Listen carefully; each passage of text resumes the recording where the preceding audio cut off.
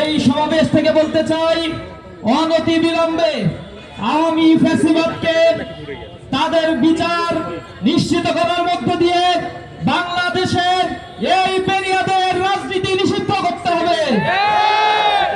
আপনারা জানেন, বিগত 15 বছর যে ফ্যাসিস্ট জালিম এই বাংলাদেশের মানুষের উপরে চেপে বসেছিল, তাদের দ্বারা বিগত 15 বছর 1926টি বিচার বহির্ভূত হত্যাকাণ্ডের ঘটনা ঘটেছিল।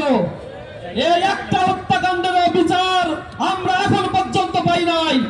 জুলাই গণ বিপ্লবে এই এক মাসে 2000-এর কাছাকাছি ছাত্র জনতাকে নির্বিচারে গুলি বর্ষণ করে তারা নিহত করেছে, শহীদ করেছে। আওয়ামী লীগ ফ্যাসিবাদ বাংলাদেশের রাজনীতির কোন উপযোগী কোন দল নয়। আপনারা জানেন, 1971 সালে বাংলাদেশে যে মুক্তিযুদ্ধ সংগঠিত হয়েছিল, এই মুক্তিযুদ্ধে পাকিস্তানি হানাদার বাহিনীর বিরুদ্ধে আমাদের যুদ্ধ করতে হয়েছিল।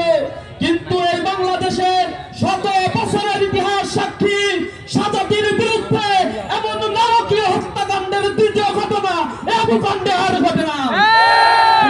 আওয়ামী লীগ এই ফ্যাসিবাদ বাংলাদেশে কোন রাজনৈতিক দল নয়, এটি সশস্ত্র সন্ত্রাসী সংগঠন।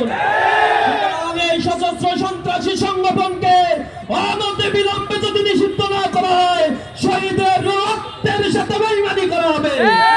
আমরা ছাত্র জনতা একতাবদ্ধ হয়ে এই ফ্যাসিবাদকে বাংলাদেশে চিরতরে নিষিদ্ধ করার জন্য কঠোর কর্মসূচির দিকে যাব ইনশাআল্লাহ। সরকারের প্রতি উদাত্ত আহ্বান জানাই, আপনারা যে রক্তের উপরে দাঁড়িয়ে আজ এই শাসন ক্ষমতা পরিচালনা করছেন, দয়া করে রক্তের সাথে গাদ্দারি করবেন না। এই রক্তগুলোর দাগ এখনো শুকায় নাই, শহীদের মায়েদের আত্মনাদ আমরা এখনো দেখতে পাচ্ছি।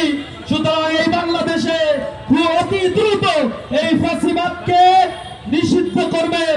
আমরা বিভিন্ন জায়গায় তাদের দেখতে পাচ্ছি দাবি হয়ে যাচ্ছে, তারা কর্মসূচি দিচ্ছে, বিভিন্ন জায়গায় বিপ্লবীদের গায়ে হাত দিচ্ছে, তাদেরকে হত্যা করছে।